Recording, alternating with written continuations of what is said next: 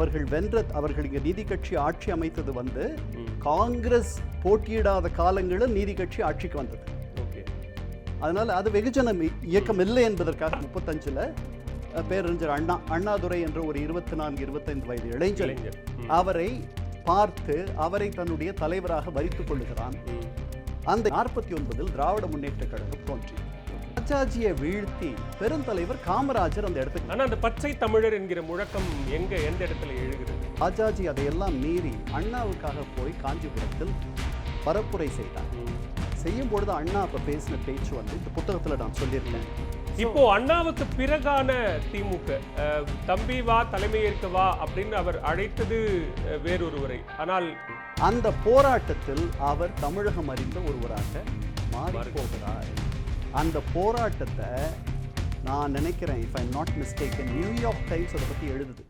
News 18 Tamil Nadu நேயர்களுக்கு வணக்கம். சிறப்பு நேர்காணலுக்கு உங்களை வரவேற்கிறோம். இந்த நேர்காணலில் நம்மோடு இணைந்திருப்பவர் ஐக்கிய நாடுகள் சபையில் பணியாற்றியவர், ஜார்ஜியா பல்கலைக்கழகத்தில் பேராசிரியராக பணியாற்றியவர், திராவிட இயக்கம் தொடர்பான பல்வேறு ஆய்வுகளை செய்து அது தொடர்பாக திராவிட இயக்க தலைவர்கள் குறித்த பல நூல்களை எழுதியவர். மிக குறிப்பாக திராவிட முன்னேற்ற கழகத்தினுடைய 75 ஆண்டு கால தோற்றம், வளர்ச்சி, அதனுடைய எழுச்சி என ஒட்டுமொத்த பரப்பையும் எழுத்துக்களாக வடித்திருக்கக்கூடிய திரு ஆர் கண்ணன் அவர்கள் இன்றைய சிறப்பு நேர்காணலில் நம்மோடு விருந்தினராக இணைந்திருக்கிறார்.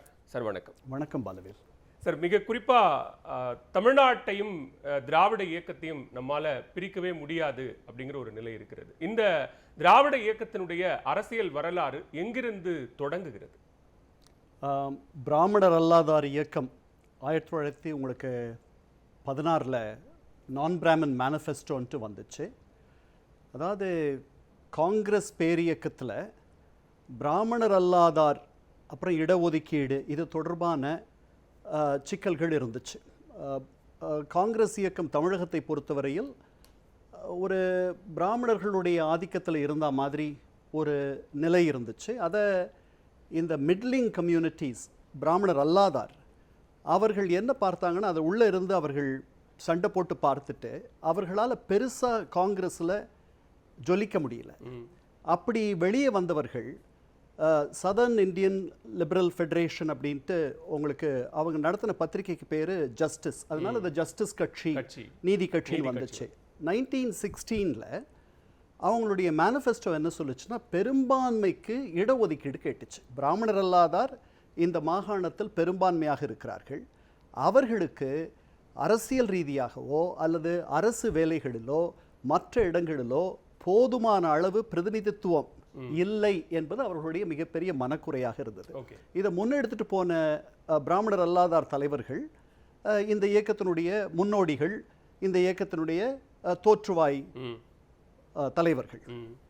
இப்போ புதிய நீதி கட்சியிலிருந்து திமுக எப்படி உருவாகிறது? பொதுவா திமுகவுக்கான ஒரு தாய் கழகமாக திராவிடர் கழகம் அப்படின்னு சொல்றோம். ஆனா நீதி கட்சியிலிருந்து அதற்கு முன்னாடி இருந்து எப்படி இது திமுகவாக உருமாற்றம் பெறுகிறது? அந்த அரசியல் தேவை அந்த காலகட்டத்தில் எப்படி எழுகிறது?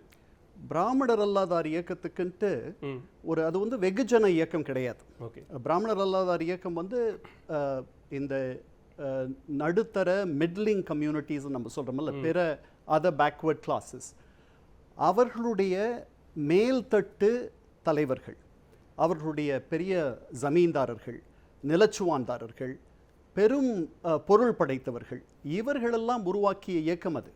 அதாவது இது வந்து பிராமன் எலீட்ஸுக்கும் நான் பிராமன் எலீட்ஸுக்கும் உள்ள ஒரு சண்டை மாதிரி. இந்த இயக்கம் நீதி கட்சியாக இருக்கும் பொழுதே பேரறிஞர் அண்ணாவே கூட வருத்தப்படுறார், இது வந்து வேலையை தேடுற இயக்கம் மாதிரி இருக்கு, வேலையை தேடி போற இயக்கம் மாதிரி இருக்கு. ஏன்னா இடஒதுக்கீடுனால இது வெகுஜன இயக்கமா எப்ப மாறுதுன்னா, இது எந்த தேர்தலையும் வென்றதில்லை அவர்கள் அவர்கள் இங்க நீதி கட்சி ஆட்சி அமைத்தது வந்து காங்கிரஸ் போட்டியிடாத காலங்களில் நீதி கட்சி ஆட்சிக்கு வந்தது. அதனால அது வெகுஜன இயக்கம் இல்லை என்பதற்காக சொல்றேன்.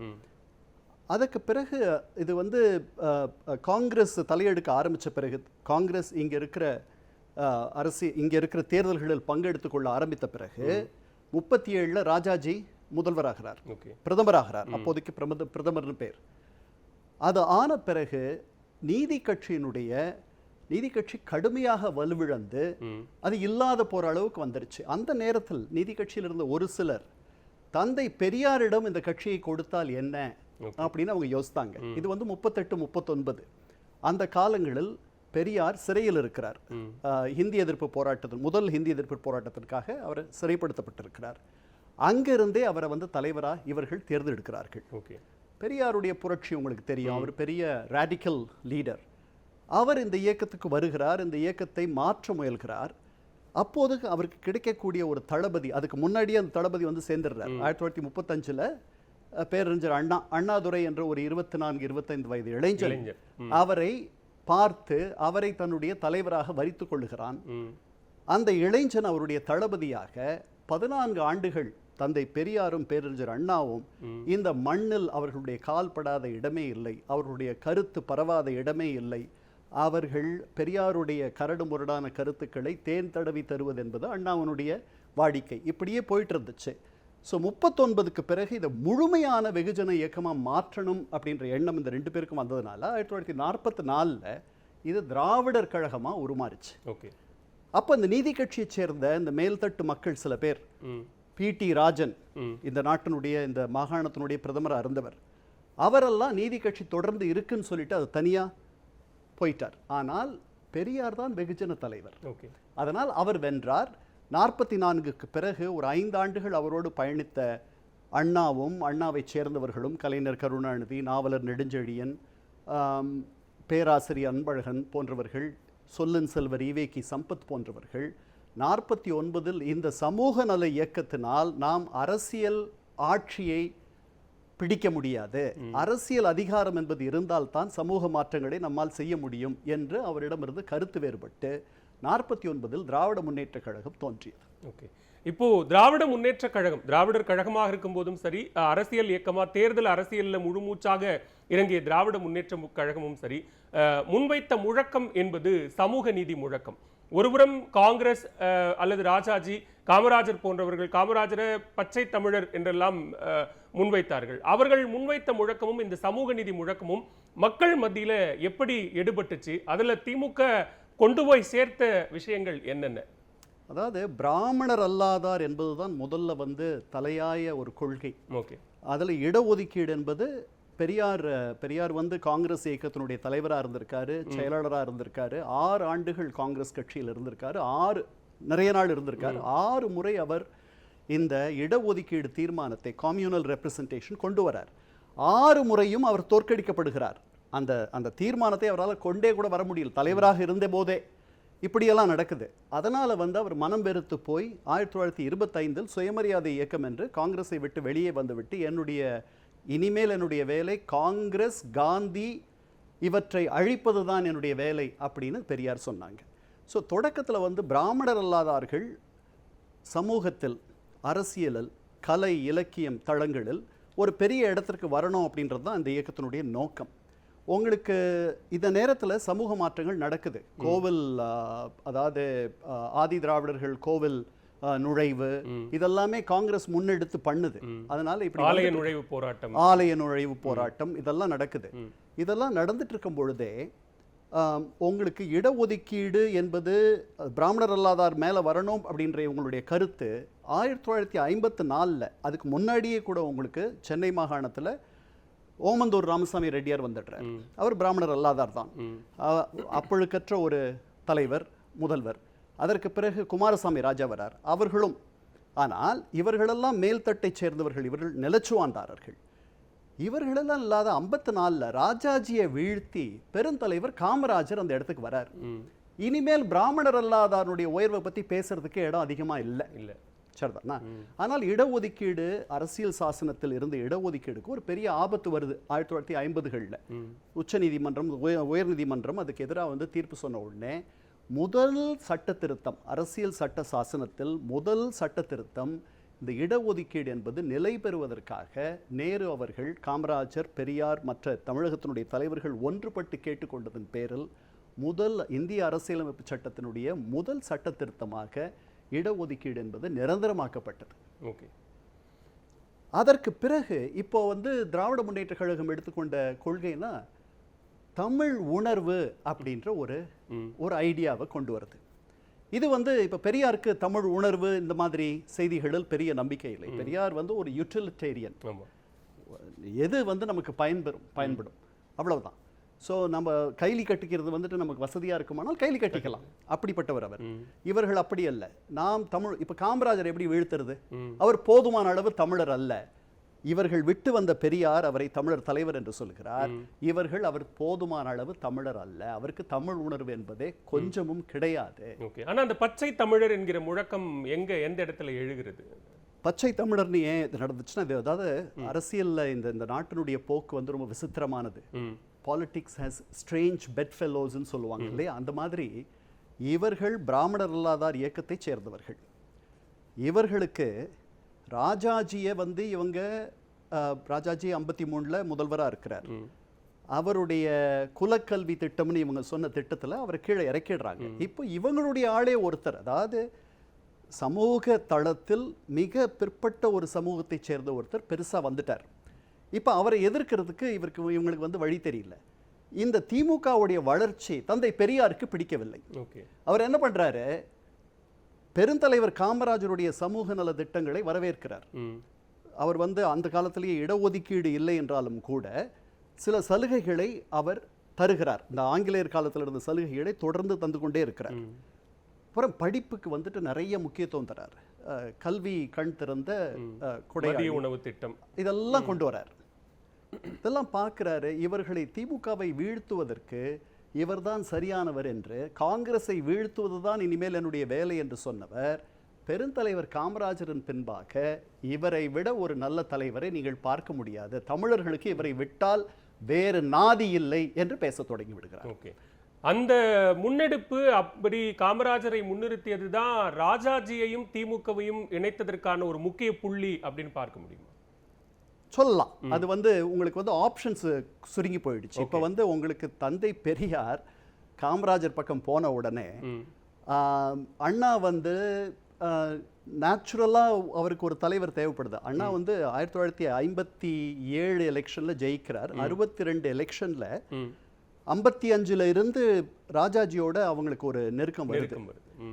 அந்த நெருக்கம் வந்து மொழி கொள்கையில் ஒரு உடன்பாடு, இந்தி எதிர்ப்புக்கு எதிராக, அதாவது ஆங்கிலம் தொடர்ந்து நீடிக்க வேண்டும் இந்தியா முழுக்க அப்படின்ற ஒரு எண்ணம் வந்து ராஜாஜிக்கு இருக்கு. அவர் தான் இந்திய அறிமுகப்படுத்தினவர் இங்க. ஆனா அவர் மாறிட்டு இவர்கள் தான் புதிதாக வளர்ந்து வரும் சக்தி என்பதை ராஜாஜி புரிந்து கொள்கிறார். ராஜாஜிக்கு காமராஜர் ஒரு மிகப்பெரிய அரசியல் போட்டி, எதிரி. அதனால எப்படி இருக்கு பாருங்க விசித்திரம்.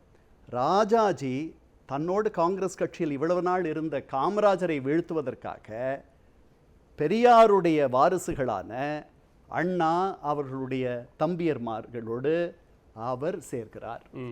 இது வந்து லாங்குவேஜ் வந்து ஒன்றுபடுத்துது அவங்க. அப்படி பண்றவர் 62ல் வந்து அவங்க ரெண்டு பேரும் கூட்டணியே வச்சுக்கலான்ட்டு அண்ணாக்கு புரிஞ்சு போச்சு. கூட்டணி இருந்தா தான் காங்கிரஸை வீழ்த்த முடியும் என்பது அண்ணாவுக்கு புரிந்து விட்டது. இது 49 கட்சியினுடைய தொடக்கத்துக்கு பிறகு நடக்கக்கூடிய 50ல் முதல் மாநாடு நடக்குது. அதுலேயே சொல்றார் நாமெல்லாம் ஒன்னா சேரணும்ட்டு. முதல்லயே ஒரு இடைப்புக்கான முயற்சியும் நடக்குது. கூட்டணி கம்யூனிஸ்டுகள், திமுக இவங்க 3 பேரும் சேர்ற மாதிரி. ஆனால் பெரியார் வந்து திமுகவோட எந்த ஒட்டும் வேண்டாம் உறவும் வேண்டான்ட்டு விலகிடுறார். 18 ஆண்டுகள் அப்படித்தான் இருந்தார் அவர். இவர்கள் இந்த மாதிரி 62ல் ராஜாஜிக்கும் இவங்களுக்கும் ஒரு உடன்பாடு ஏற்படும்ன்ற மாதிரி ஒரு நிலைமை இருந்துச்சு. அது நடக்காத போயிடுச்சு கடைசி நேரத்தில். ஆனால் ராஜாஜி அதையெல்லாம் மீறி அண்ணாவுக்காக போய் காஞ்சிபுரத்தில் பரப்புரை செய்தார். செய்யும் பொழுது அண்ணா அப்ப பேசின பேச்சு வந்து இந்த புத்தகத்தில் நான் சொல்லியிருக்கேன். ரொம்ப அற்புதமான பேச்சு. காலம் காலமாக நான் உழைத்த என்னுடைய தலைவர் என்னை கைவிட்டு விட்டார். நான் காலம் காலமாக தூற்றிய ஒரு தலைவர் என்னை இன்று போற்றுகிறார் அப்படின்ட்டு ராஜாஜி காலம் காலமாக இவர் பழித்து கொண்டிருந்த ஒரு தலைவர் அவர் தன்னை வந்து புகழ்றார், தன்னை தூக்கி நிறுத்துகிறார். தான் யாருக்காக தன்னுடைய உடல் பொருள் ஆவி எல்லாத்தையும் கொடுத்தமோ அவர் தன்னை தூற்றுகிறார், தன்னை தள்ளி வைத்திருக்கிறார், தன்னை எதிரி என்று எண்ணுகிறார், தான் வளரக்கூடாது என்று எண்ணுகிறார். அப்படி நீங்க சொன்ன ஸ்டேஜ் அந்த இடத்துல நடந்திருக்கு ஒரு நிகழ்வு உண்மை. இப்போ அண்ணாவுக்கு பிறகான திமுக தம்பி வா தலைமையேற்க வா அப்படின்னு அவர் அழைத்தது வேறொருவரை. ஆனால் கலைஞர் கருணாநிதி திமுகவினுடைய தலைவராக பொறுப்பேற்கிறார். ஒரு அரை நூற்றாண்டு காலம் நீண்ட நெடிய ஒரு திமுகவுக்கான வரலாற்றை கருணாநிதி உருவாக்குகிறார். அது எப்படி நிகழ்ந்தது அந்த சம்பவம்? இல்லை, கலைஞர் வந்துட்டு ரொம்ப திறமையானவர். அவரை வந்து தொடக்கத்திலேயே 1951 நினைக்கிறேன், கோவில்பட்டி மாநாடுனுடைய தலைவராக வந்து கலைஞரை வந்து போடுறார். அவருக்கு 1951 கலைஞருக்கு 25-26 வயது தான், அவ்வளோதான் இருக்கும். இந்த மாதிரி அவர், அதாவது அவருடைய வீச்சும் அவருடைய வேகமும் அவருடைய திறமையும் ஆற்றலும் இதெல்லாம் வந்து பளிச்சுன்னு தெரியுது. ஒரு நெருப்பு ஒழிச்சு வைக்க முடியுமா அந்த மாதிரி இருக்கு. அதனால கலைஞர் வந்து அவரோட தொடக்கத்தில் இருக்கார். 53 ஒரு வரலாற்று தமிழக அரசியலை பொறுத்தவரையில் ஒரு திருப்பு முனை நடக்குது. என்னன்னா, ஒரு மும்முனை போராட்டத்தை திமுக அறிவிக்குது. ஹிந்திக்கு, அதாவது குலக்கல்விக்கு எதிராக ஒரு போராட்டம். அதுக்கப்புறம் உங்களுக்கு இந்த கள்ளக்குடி அப்படின்ற ஒரு கிராமம், அந்த கிராமத்துக்கு வந்துட்டு டால்மியாபுரம் என்ற பேர் இருக்கு, அதை கள்ளக்குடின்னு மாற்றணும். அதுக்கு வந்து அந்த போராட்டத்தினுடைய தலைமையை வந்து கலைஞர்கிட்ட கொடுக்குறாங்க. 53, கலைஞருக்கு 29 வயது, சரிதானா? அந்த போராட்டத்தில் அவர் தமிழகம் அறிந்த ஒருவராக மாறி போகிறார். அந்த போராட்டத்தை நான் நினைக்கிறேன், if I am not mistaken, New York times அதை பற்றி எழுதுது. அந்த அளவுக்கு வந்துடுது. கலைஞர் அப்போ வந்து 29 வயதுலேயே அவர் பெருசாக வர்றார். அதே நேரத்தில் அவரை விட 1 வருஷம் 2 வருஷம் சின்னவரான சொல்லின் செல்வர் ஈவேக்கி சம்பத்தும் வளர்க்கிறார். சம்பத்தின் மீது தனிப்பட்ட முறையில் ஒரு பெரிய பற்றும் பாசமும் அண்ணாவுக்கு உண்டு. ஏன்னா அவர் வந்து தன்னுடைய தலைவருடைய மகன், பெரியாருடைய மகன்றதுனால. பெரியாரை விட்டு தான் பிரிஞ்சு வந்தபோது அவருடைய சொத்து சுகம், அவர் தந்தை அப்படின்றதெல்லாம் மறந்துட்டு தன்னோட வந்துட்டு தன்னுடைய வாழ்நாள வருங்காலத்தை தன்னோட ஒப்படைச்சிட்ட ஒருத்தர் அப்படின்ட்டு. இவங்க 2 பேரும் ஒன்றா வளர்ந்து வராங்க. ஸோ இவருக்கு ஒரு வாய்ப்பு தந்தால் அவருக்கு ஒரு வாய்ப்பு தராரு. இந்த மாதிரிலாம் போயிட்டு இருக்கு. 59 வந்து ஹிந்தி எதிர்ப்பு போரில் வந்துட்டு அவரை தான் தலைமை தாங்க சொல்கிறார். இப்படி வந்துட்டு இருக்கும் பொழுது கலைஞர்கிட்ட வந்துட்டு கலைஞர் வந்து ஆர்கனைசேஷனலி வெரி கிஃப்டட். அவரால் ஒரு மிகப்பெரிய பேச்சாளர், எழுத்தாளர், அதுக்கு அண்ணாவுக்கு இருந்து எல்லாம் இருந்துச்சு. கூட அடிஷ்னலாக ஆர்கனைசேஷனலையும் ஸ்ட்ராங். இப்போ இயக்கமாக கட்டமைக்கிறது அப்படிங்கிறதுல ஆற்றல் மிக்கவர், மிகப்பெரிய ஆற்றல் உள்ளவர். அதனால உங்களுக்கு சென்னை மாநகராட்சி 59 அவங்க ஜெயிக்கிறதுக்கு காரணமே, ஒரு முக்கியமான காரணம் கலைஞர் தான். நிறைய எல்லா இடத்துல நிற்போம் அப்படின்றார் அண்ணா. 40-45 இடத்துல 100 இடம் மொத்தம் 40-45 இடத்துல நின்னா போருன்ட்டு தான் முதல்ல கணக்கு போடுறார். 90 இடங்கள்ல நிற்கணும் நீங்க அப்படின்ட்டு இவரே சொல்றார். இவரை வந்து தூண்டுறார். அதனால வெரி அம்பிஷியஸ். அதற்கான உழைப்பு உண்டு, அதுக்கான திறமை உண்டு, ஆற்றல் உண்டு. அதனால 62 வரும்பொழுதே கூட்டணி பேச்சுவார்த்தைகள், கூட்டணிக்கான முஸ்தீப்புகள், இதெல்லாம் பண்றதெல்லாம் வந்துட்டு கலைஞர் அப்படின்ற மாதிரி ஆயிடுது. 67 கூட்டணியை அமைத்ததற்கு மிகப்பெரிய காரணம் கலைஞர். அவர் தான் போய் பேச்சுவார்த்தை பண்ணி வலதுசாரிகள் தவிர மற்ற எல்லாரும் இந்த பக்கம் வந்துடுறாங்க, இடதுசாரிகள் வந்துடுறாங்க, சுதந்திரா கட்சி வந்துடுது, முஸ்லிம் லீக் வந்துடுது. உங்களுக்கு ஒரு 7 கட்சி கூட்டணி. இந்த கட்சி கூட்டணியை பேச்சுவார்த்தைகள் இந்த மாதிரி இந்த பிராஸ் டாக்ஸ், நெட்டி கிரிட்டின்னு சொல்றோம் இல்லையா ஆங்கிலத்தில், இது அத்தனையும் கலைஞர் இடத்துல தான். அமைச்சரவை அமைத்த பிறகு கூட, அண்ணா ஆட்சிக்கு வந்த பிறகு கூட அமைச்சரவையில் ஏதேனும் பிரச்சனை இருக்கு. இப்போ ஃபார் இன்ஸ்டன்ஸ் சீபா ஆதித்தனார் வந்துட்டு அவைத்தலைவராக இருந்தார். அவருக்கு அமைச்சராகணுன்ற எண்ணம். அவர் அண்ணாவை கேட்கிறார். எப்ப கேட்டாலும் அண்ணா சொல்ற பதில், கருணாநிதி கிட்ட பேசு. அதனால he was already the chief operations officer. இப்போ எம்ஜிஆர்னுடைய வருகை இங்க எப்படி தொடங்குது? எம்ஜிஆர் உங்களுக்கு வந்து 50களில் 52, 53 வந்துட்டு சேர்றாரு. 53 நடக்கிற லால்குடி மாநாட்டில் தான் எம்ஜிஆர் பேசுறாரு. அங்க KR ராமசாமி பேசுறாரு, நடிகர் திலகம் சிவாஜி கணேசன் பேசுறார். அந்த மாநாட்டின் போது 53 எம்ஜிஆர் நாடறிந்தவர். அவருடைய படங்கள் மந்திரிகுமாரியும், மருதநாட்டு இளவரசியும், ராஜகுமாரியும் வந்து வெற்றிகரமா வந்துருச்சு. ஆனால் 52 பராசக்தி வந்து உங்களுக்கு பெரிய வீச்சு. அதுல கணேசனுக்கு கிடைச்ச வெளிச்சம் வந்து கொஞ்ச நஞ்சம் அல்ல. கணேசன் என்ன சொல்றார் அந்த மாநாட்டில், அண்ணா ஆணையிட்டால் திராவிட நாட்டிற்காக நான் என்னுடைய பட ஒப்பந்தங்களை கூட கிழித்து எறிவேன் அப்படின்னு பேசுறார். ஸோ எம்ஜிஆர் வந்து இவர்களுக்கு பின்னாடி வந்தவர். KR ராமசாமி தான் முதல் நடிப்பிசை புலவர். அதுக்கு பிறகு ஓரிரவில் நடித்தவர். அதுக்கு பிறகு வந்து நடிகர் திலகம் சிவாஜி கணேசன். அதுக்கு பிறகு தான் எம்ஜிஆர். இதுக்கு இடையில SSRம் வந்துடுறார்.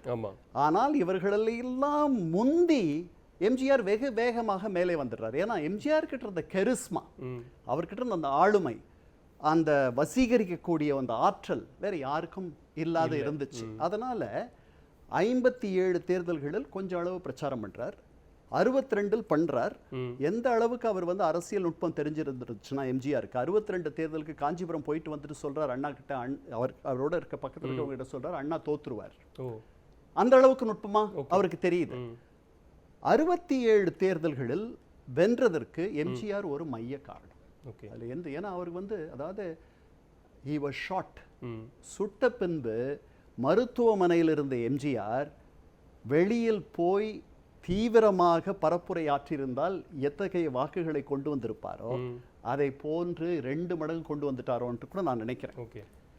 பல ஏற்ற இறக்கங்கள், உச்சம் அப்படின்னா அடைய முடியாத உச்சத்தை தொடருது, இறக்கம் அப்படின்னா ரொம்ப கீழே அடியில போய் விழுறது அப்படின்னு பல ஏற்ற இறக்கங்களை இந்த இயக்கம் சந்தித்திருக்கிறது. தமிழ்நாட்டு அரசியல் வரலாற்றில் இப்படியான ஒரு ஏற்ற இறக்கத்தை சந்தித்த கட்சி அப்படின்னா அது திமுக தான் அப்படின்னு சொல்லக்கூடிய அளவுக்கு இருக்கு. இன்றைக்கு முதலமைச்சராக இருக்கக்கூடிய திரு மு.க. ஸ்டாலின் வரைக்குமாக அந்த நீண்ட நெடிய அந்த அரசியல் வரலாறு தொடர்கிறது அப்படின்னா அது அந்த ஏற்ற இறக்கம் திமுகவுக்கு மிகப்பெரிய ஒரு பலத்தை கொடுத்திருக்கு அப்படின்னு பார்க்கணுமா? கண்டிப்பா கண்டிப்பா. 75 ஆண்டு கால இயக்கம் அது. தேர்தல்களில் போட்டியிடாத இயக்கம். 57 வரைக்கும் தேர்தல்களில் போட்டியிடாமல் சமூக மாற்றத்திற்கு வந்து உழைக்கிற ஒரு இயக்கமா தன்னை வடிவமைச்சுக்கிச்சு. திராவிட நாடுன்னு தனியா ஒரு தெற்கு பிரிஞ்சு போய் அங்க வந்து நாம தனியா ஆட்சி நடத்தணும், நாம சுயாட்சி நடத்தணும் அப்படின்லாம் நினைச்ச ஒரு இயக்கம். அந்த இயக்கத்தில் ஒரு அரசியல் இயக்கத்திற்கு வரக்கூடிய சோதனைகள் இந்த இயக்கத்திற்கும் வந்தது. அதில் சில மிஸ்டெப்ஸ் நடந்துச்சு. இப்போ வந்து உங்களுக்கு 71 மிகப்பெரிய வெற்றியை திமுக ஈட்டுகிறது தமிழகத்திலும். அதுதான் அதனுடைய உச்சக்கட்ட வெற்றி. 184 இடங்கள் சட்டமன்றத்தில் ஜெயிச்சாங்க. எனக்கு தெரிஞ்சு கிட்டத்தட்ட 48% வாக்குகளோ என்னமோ, நான் சரியாக சொல்கிறேன் அப்படின்னா தெரியல. அந்த நேரத்தில் எம்ஜிஆருக்கும் இந்த 67 அண்ணா போன பிறகு 69 அண்ணா போயிடுறாரு. அதுக்கப்புறம் வந்து எம்ஜிஆருடைய ஆதரவினால் முதல்வராகிறார் கலைஞர். கலைஞரே இதை வந்து சொல்லியிருக்காரு. அவங்க வீட்டுக்கே வந்து அவங்க வீட்டில் இருக்கவர்களெல்லாம் வந்து கன்வின்ஸ் பண்ணி எம்ஜிஆர் உங்களை இந்த முதலமைச்சர் நாற்காலியில் உட்கார வைத்து விட்டு தான் நான் மறுவேளை பார்ப்பேன் அப்படின்னு சொன்னதான் அவரே தன்னுடைய சுயசரிதையில் பதிஞ்சிருக்காரு. அதே மாதிரி 2010 அவர் கட்சி தலைவரானதுக்கும் எம்ஜிஆர் தான் காரணம், நான் கடமைப்பட்டிருக்கேன் அவருக்குன்ட்டு சட்டமன்றத்திலேயே சொல்லியிருக்காரு. இது நடக்குது. ஆனால் இவர்களுக்குள் ஒரு ஒரு வாழ் 2 வாழ் வந்து ஒரு கத்தி உரையில் இருக்க முடியாது இல்லையா? அது மாதிரி 2 பேருமே மிகப்பெரிய ஆளுமைகள். இவர் பொருளாளராக ஆயிடுறார். 71 தேர்தலில் வந்து இவருக்கு தெரியாமல் சில பொருளாதார பொருள் தொடர்பான முடிவுகள் வந்து கலைஞர் எடுத்துடுறாருன்ற மாதிரி அவர் நினைக்கிறார். அதை வந்து வருந்துறார்.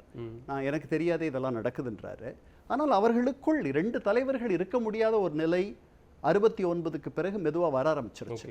ஏன்னா இன்னொரு அண்ணா அப்படின்லாம் எம்ஜிஆர் சொல்றாரு கலைஞரை. ஆனாலும் கூட இவரும் அதே மாதிரி சொல்றாரு, ஒன்ன மாதிரி ஒரு மன்னவனை, அந்த பாட்டு அந்த புக்கில் போட்டிருக்கேன், தெற்கில் உன்னை மாதிரி ஒரு மன்னவன் வந்ததில்லை, இந்த ஒன்னால் நாங்கள் எல்லாம் புகழடைந்தோம் அப்படியே சொல்றாரு. 2 பேரும் அந்த அளவுக்கு நெருக்கமா இருந்திருக்காங்க. இருந்தாலும் கூட 2 பேரிடத்தில் ஒரு சின்ன கோல்டு வாரம் இருந்துச்சு. இவரை இதுக்கு மேல அதை 71 தேர்தலுக்கு பிறகு கலைஞருடைய எண்ணம் என்னன்னா, தான் வந்து I have come into my own, நான் அண்ணாவினுடைய நிழலிலிருந்து வெளியே வந்து நானே தலைவராக மாறிவிட்டேன் அப்படின்ற எண்ணம் அவருக்கு மனசுல வந்துருச்சு. வந்த உடனே அதுல அவர் எடுத்த மிஸ்டெப் தான் எம்ஜிஆரை கட்சியை விட்டு நீக்கிது. அவர் நீக்கலைன்னா எம்ஜிஆர் இருந்திருப்பாரான்றது நமக்கு தெரியாது. இப்போ நீங்க குறிப்பிட்ட பி.டி. ராஜன் தொடங்கி ஈவேகி சம்பத் தொடங்கி இன்னைக்கு கிட்டத்தட்ட பல தலைமுறைகள் இன்னும் நீண்ட நெடிய பாரம்பரியத்தோடு இந்த திராவிட இயக்கங்கள்ல தொடர்ந்து கொண்டிருக்கிறார்கள்.